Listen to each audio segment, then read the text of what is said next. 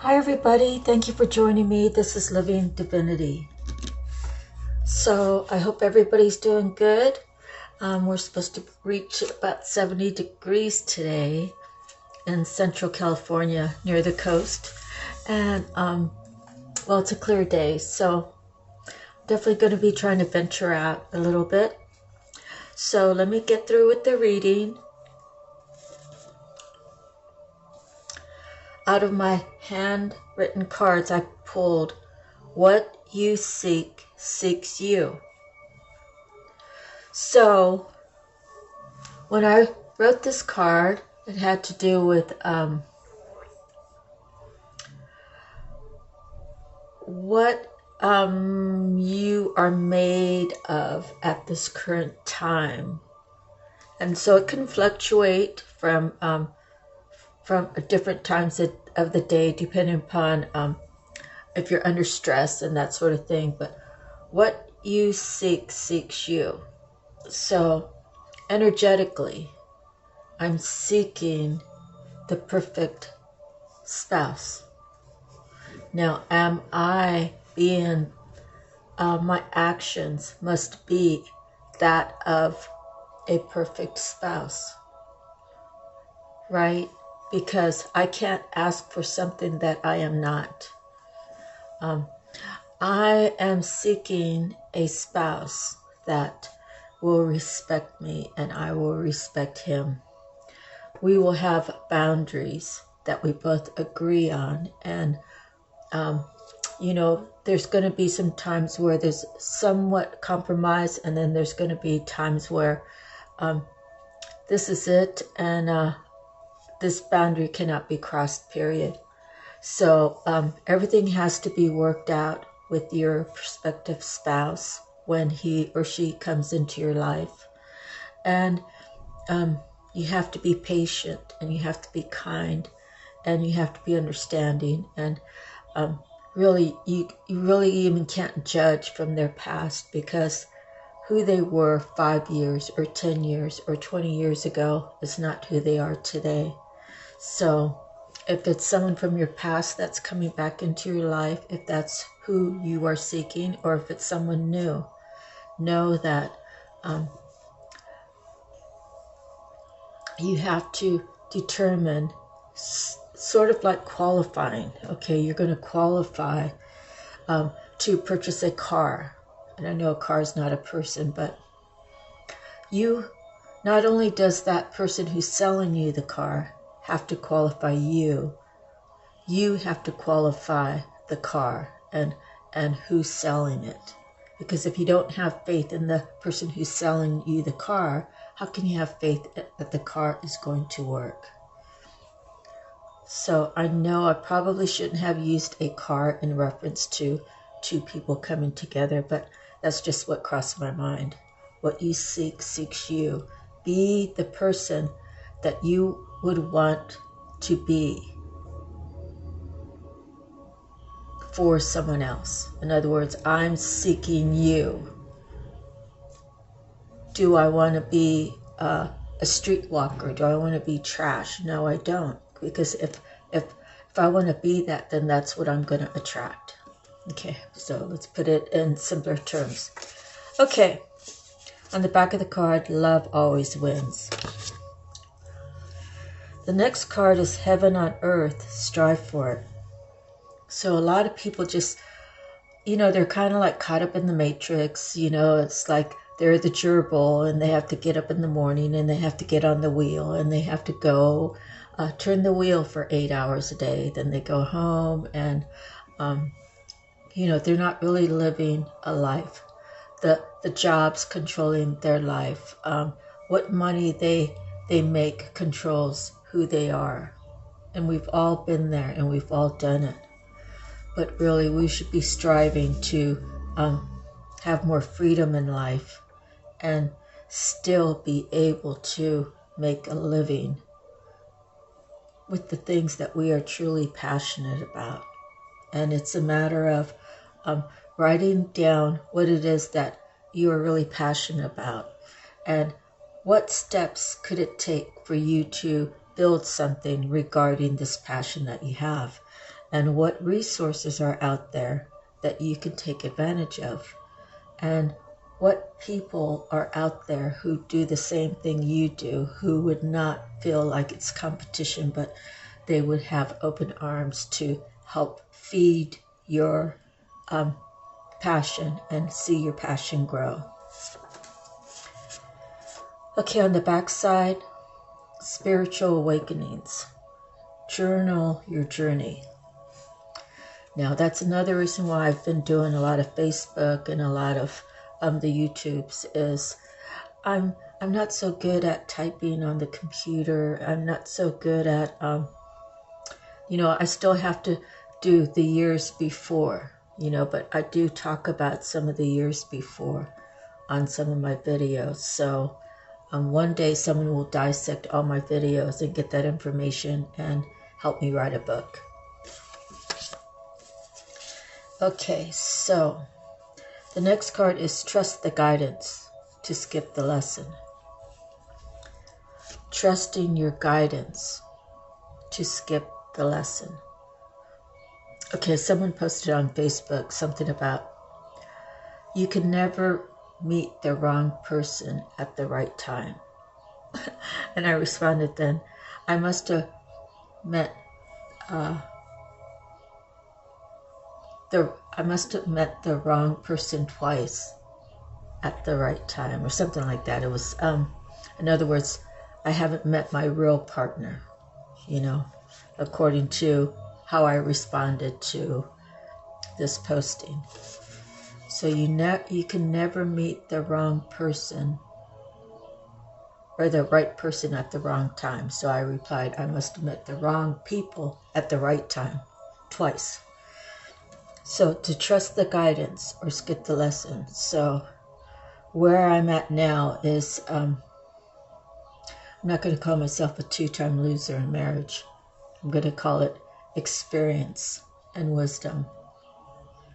Now, if I have another one that comes into my life, am I going to be choosing the same one of the same two that I already chose that put me through a series of trials and tribulations to see just how much this strong woman could take? Or am I going to decipher, and am I going to use my inner guidance? When I meet that number 3, the one they say 3 is a charm, am I just going to go jump into it? Am I going to give my all? Well, I hopefully have learned the lesson that I can't give all of myself. I can't just freely love. Freely love is something from the 60s that really even didn't exist back then, free love. When you give yourself to someone who's not really giving all of them to you, it can't happen because it doesn't work out unless the one person that's giving is willing to give until they die, while the other one's willing to take till you've taken the whole soul, and the person you've spent all this time with has finally expired. So trust the guidance to skip the lesson. So for me, hopefully 3 is going to be the charm. 3 is going to be the charm, and I'm going to not do the things that I did before. I'm not going to rush into it. I'm not going to say too much. I'm going to keep it light, and I'm going to pray before I make any real commitments in solidifying any relationship. Okay, so the back of this card says salty. So either this person who is number 3 or thinks they're going to be number 3 has heard this message or is hearing this message. So they're going to be salty about it because they're not going to get their way, for those who want to pretend to be the real one.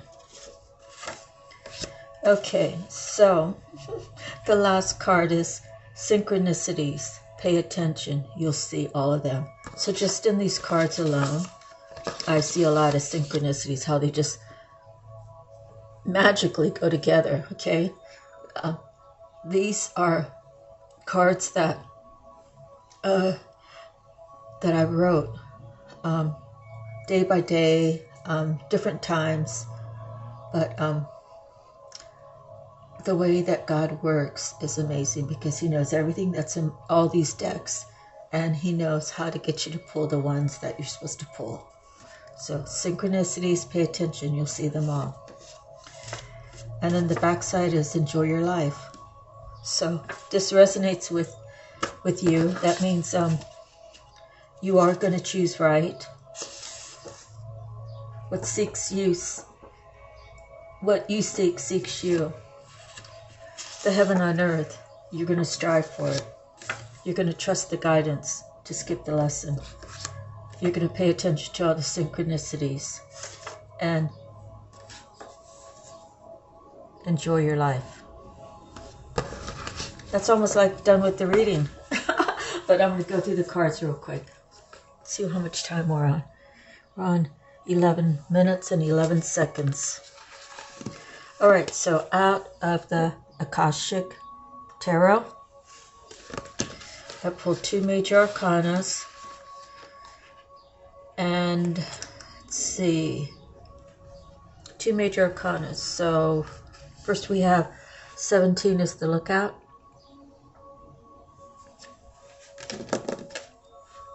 A man looks through binoculars from the crow's nest of a great masted ship. A battle is being waged on the deck below him. This card tells you to be on the lookout. There is a challenging situation, perhaps even a battle of sorts around you. You could experience a sudden fall or loss of your position, but if you are aware, you can make a backup plan that will help you ride through the difficult time a little more easily. This phase may be temporary, but it's important to keep your balance. Your strength will carry you through to a better time to come.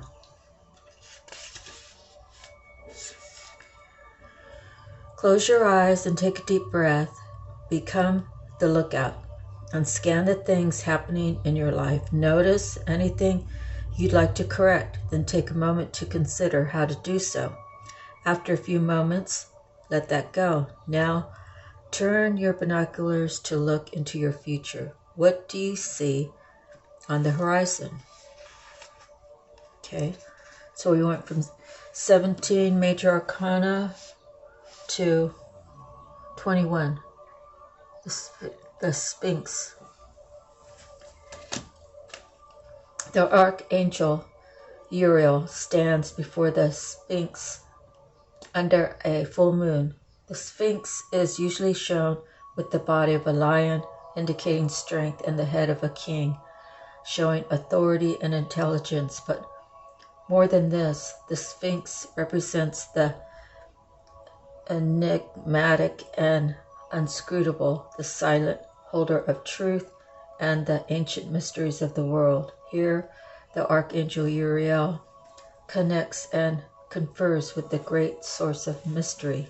This card shows that it's time for you to do the most important and possibly the most difficult work in your life, the digging, the inner discovery that takes you to your deepest self and your deepest power. Even the great Sphinx had to be dug out many times before the blowing desert sands had buried it up to its neck. And you must dig diligently. You may have to chip away at the rock-like substance of your old beliefs and histories so that you can get to the truth inside. But don't worry, you have begun already, and you've already made considerable inroads. There's also someone here to help you, Uriel, whose name means the fire of God. You can work directly in your meditations with this archangel for self-understanding and transformation and guidance. Also, he has be Be on the lookout for someone in your daily life whom Uriel has sent. This could be a teacher, a mentor, or even a new friend who shares a kinship with you about this inner quest. Is it a relationship of great value that comes in time of profound power? Don't diminish the importance of this phase. It is this work that leads you to your into initiation and to your higher power. Sense the Archangel Uriel approach you and send his energy into you. Take a deep breath and feel yourself fill with the desire to carve out a new life for yourself. Let this force and purpose swell within you. With them, you can blast away the old and create that new life in every moment. Okay, so now we have pulled 2 keys. So the first one is number 4, clearing the way.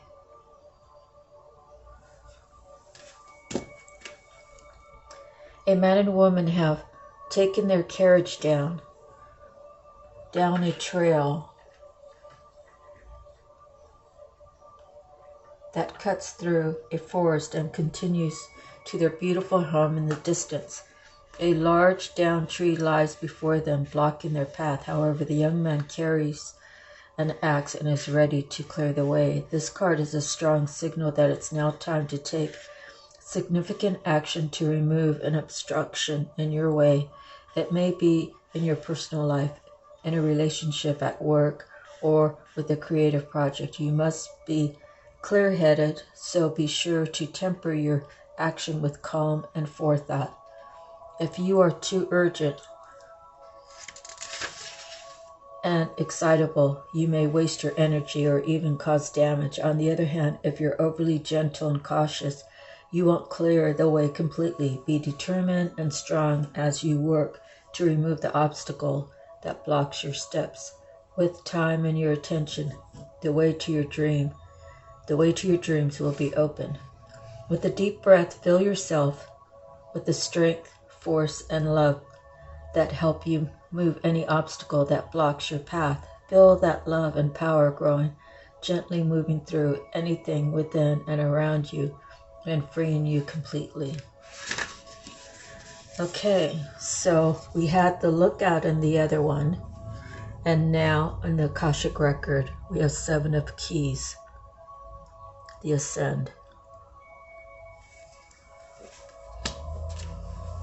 A man stands atop a mountain with a rope draped over his shoulder. Metal stakes known as pitons remain in the steep cliff face that he has climbed, evidence of the difficult path of his ascent. The rope and pitons may have been the physical keys necessary for his achievement, but so were his hard work and resolve. This card shows that with great effort and determination you can apply yourself to your goals for assured success. Though there may be some risk involved, you can reach the top. There could be a promotion or an advancement to a much higher position coming. Understand, however, that it isn't just luck or external influences, but your own hard work and application that bring the achievement you seek. Here we go, we're seeking something. So keep your efforts strong. Instead of being passed by, you will climb to the heights. There is a goal high above you, and you have to climb a steep hill to get there. Close your eyes and feel filled with energy and enthusiasm for this goal. See how you can apply yourself to this endeavor. What steps can you take to reach the top? Okay, so let me see.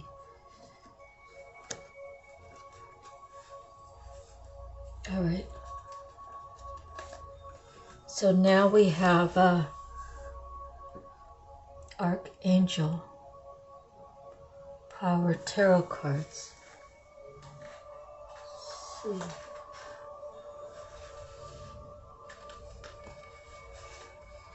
I'm a little bit confused. Okay, so we have a page of Raphael.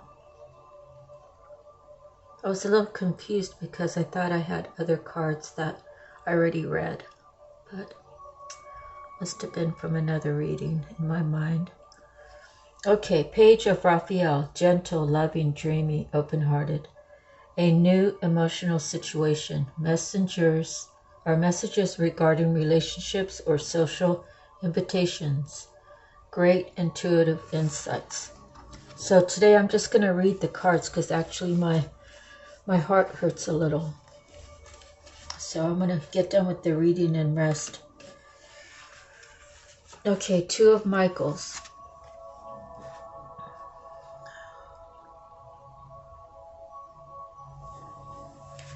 It will all be better if you just make a decision. Overanalyzing a problem. Find a compromise.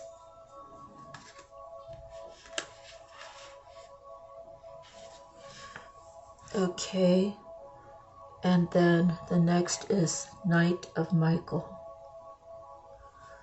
And it says strong, committed, intellectual, diligent. Time to move quickly. Choose logic over emotion. Sudden changes. And the last of the Archangel Power Tarot cards is the King of Michael. Principled, rational, ambitious, respected. Wisdom and objectivity are important now. Stay in your integrity. A situation that calls for honest and open communication. So out of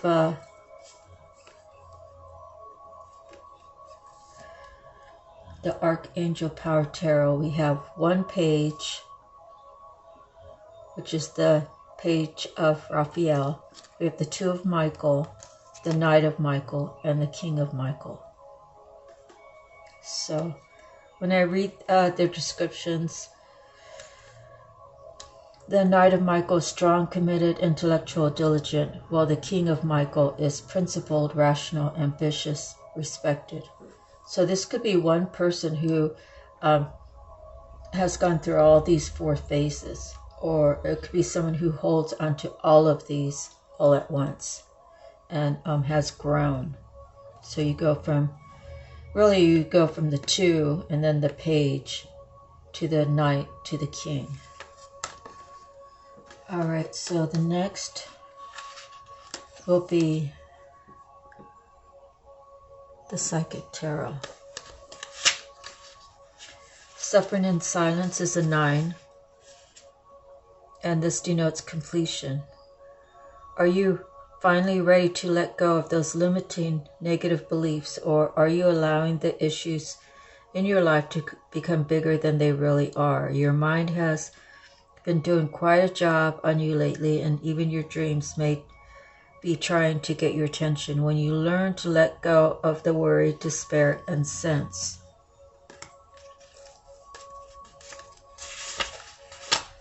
of hopelessness, a positive new way or path will be shown to you. This card, okay,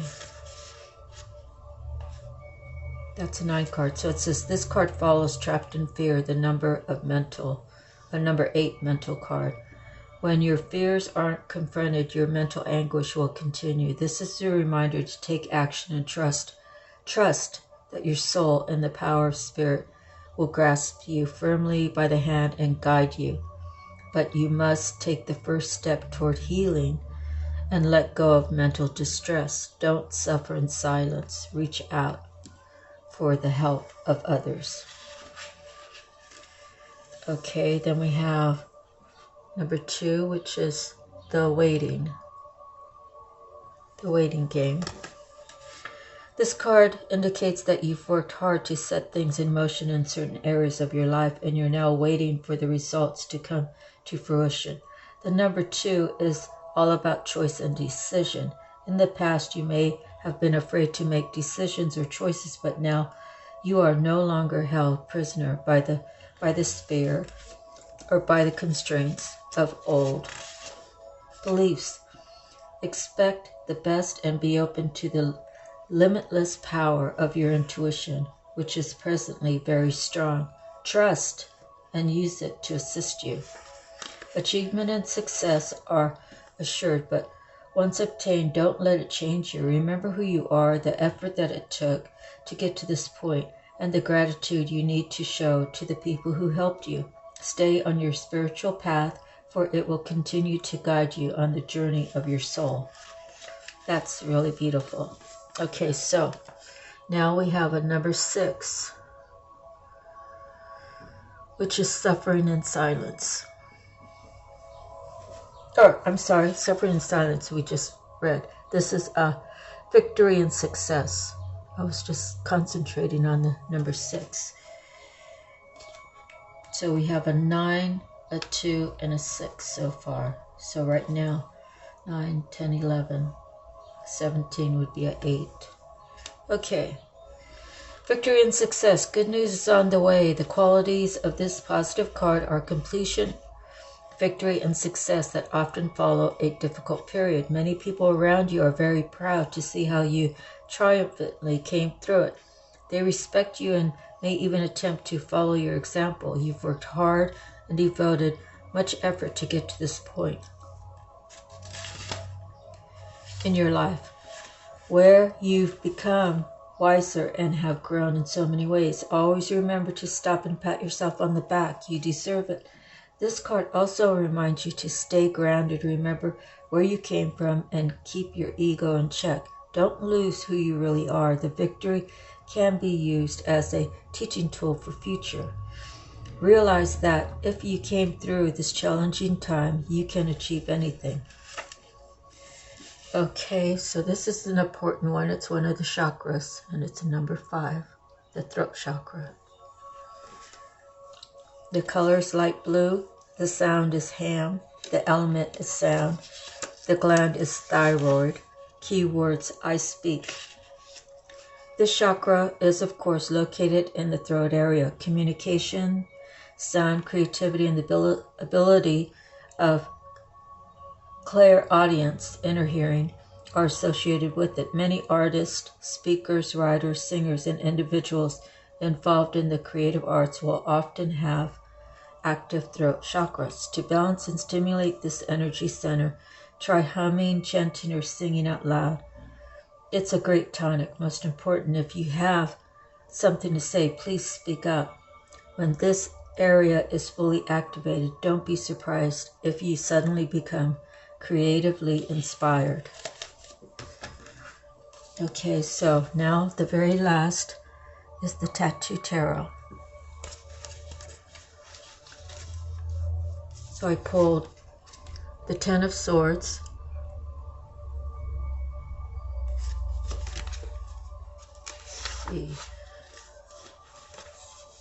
the Empress,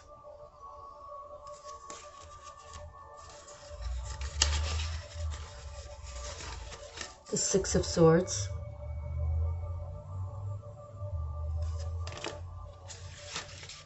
and the 7 of Wands.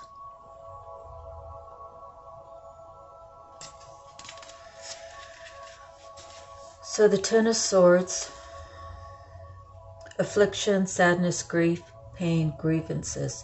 We can let these drag us down or pick ourselves up and move on. Faith when the chips are down. It's only a matter of time and choice before turning the page.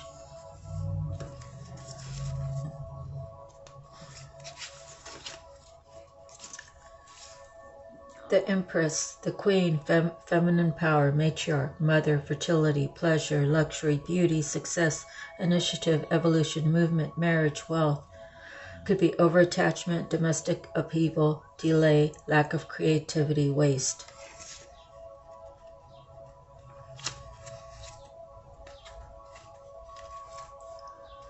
The 6 of Swords, journey, going to warmer or cooler climes. messenger, kind attention, success after trials, recovery from illness or bereavement.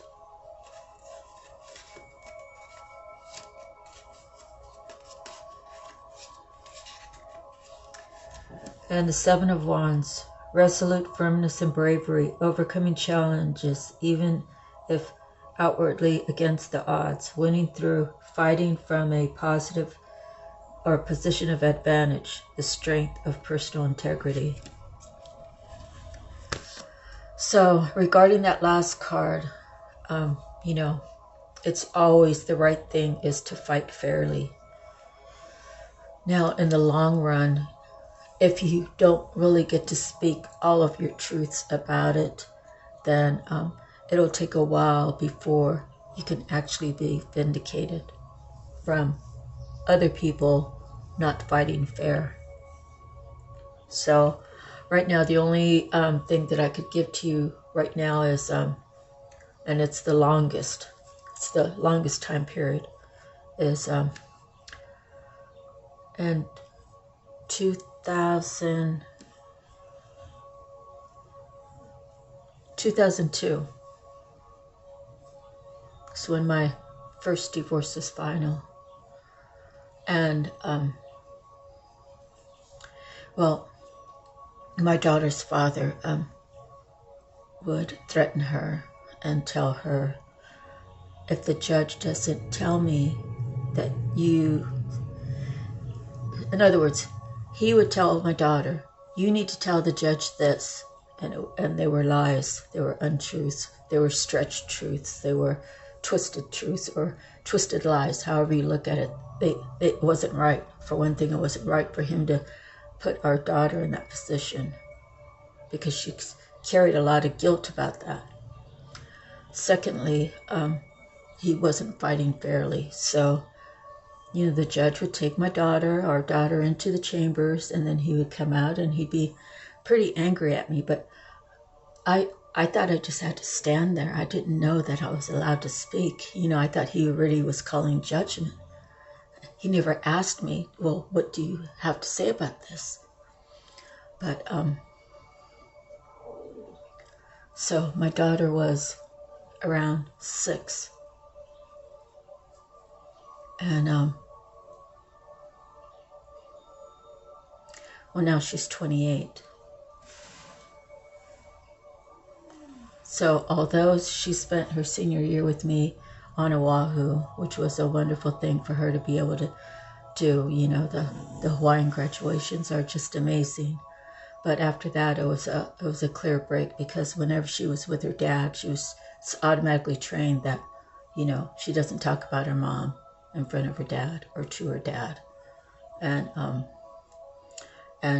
you know, she spent years of being tormented by the new wife and her father. You know, they both grilled her, and they both really tortured her, because to hurt me was to hurt her, you know, and they didn't really care about her, his own daughter. All they cared about was hurting me. So they had more hate for me than he had love for his daughter.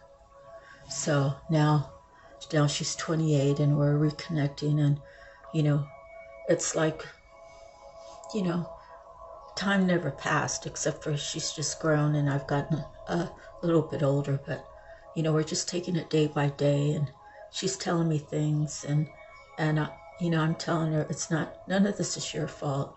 Whenever I said the truth had to come out, it had nothing to do with you. You were the innocent party in this whole mess. So, to hate me more than he loves his daughter, I've seen that so much. When my sister died, my older sister hated him more than she loved her own sister's children. We have to rise above hating someone more than loving someone else, especially a child. We have to put away our hate for the adult and still love the child.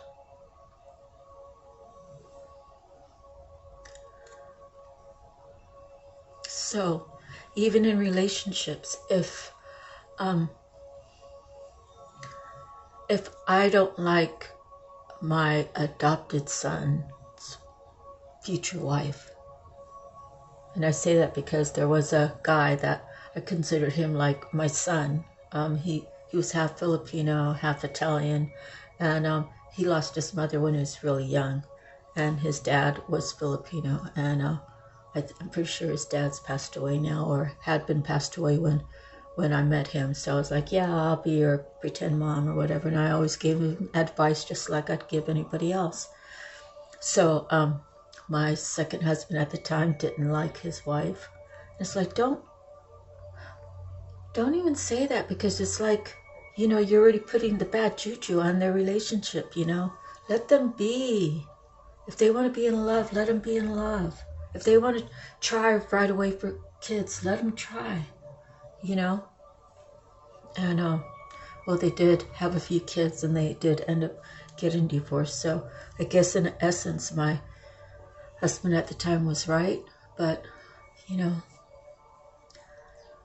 just let love be, whatever it is. And, maybe, who knows, maybe if they had enough positive people around them, then they could have worked it out, So let's try to not put hate in front of love. If someone loves someone else, don't make them choose between which parent. It's not right. It took me 20-something years to get vindicated in this. And when she was little, I would tell her, I know you don't understand right now, but when you get in your 20s, and I actually believe I said 27 or 28, you will start understanding why I did the things that I did. And for me to leave her was one of the hardest things that I had to do in my lifetime. To go from Delaware all the way to Hawaii, not knowing when and if I'd ever see her again. It wasn't being selfish. I wasn't being selfish saying, here you go, kid, I'll see you in a few years maybe. I left her because they were tormenting her so much that I felt like if I got out of the picture that they would just let her be. But they didn't. They still tortured her. They still were mean to her. And there was nothing I could really do about it.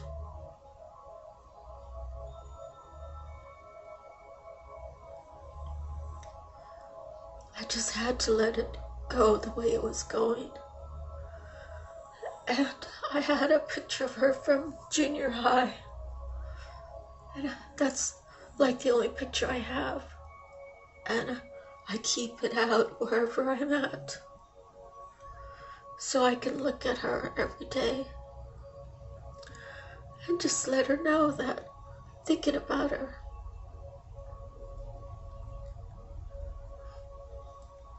And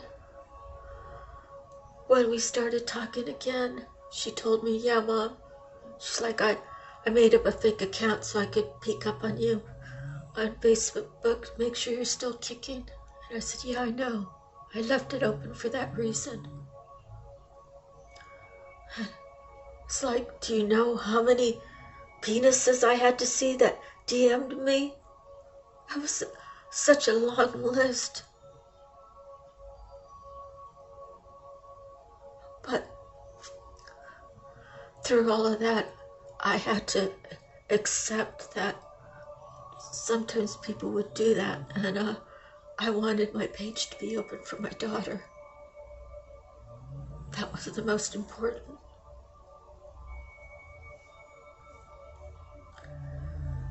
So my lesson for y'all today is, do not be a part that is a space part. Do not be a part of someone who wants to smack down on love, wants to shut love out.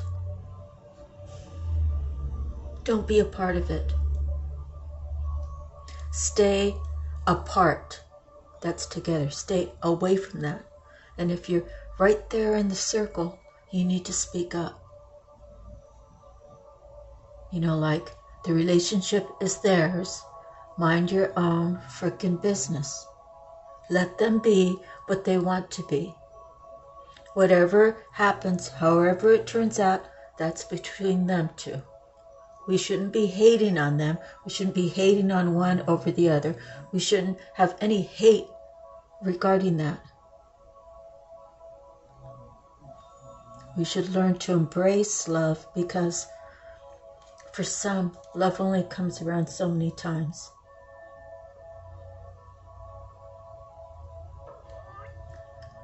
And, sometimes you have to fight for that.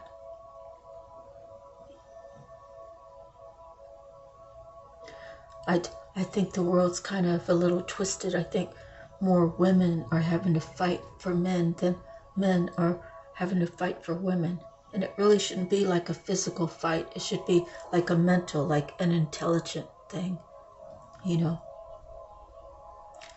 If you think that you're going to be in my life and I'm going to walk away from someone that I love, you are totally wrong about it. Because sometimes love only comes around once in a lifetime. And I'm going to grab that love and I'm going to hold on to it. And I'm going to treat it right, because I want that love in my life. Whether it be a spouse, a girlfriend, a boyfriend, a parent, a grandparent, a child, an animal. Let love be. That's my lesson for you today. I hope you enjoyed the reading. God bless you. And stay blessed. Don't forget to be thankful. Be thankful for all of your meals.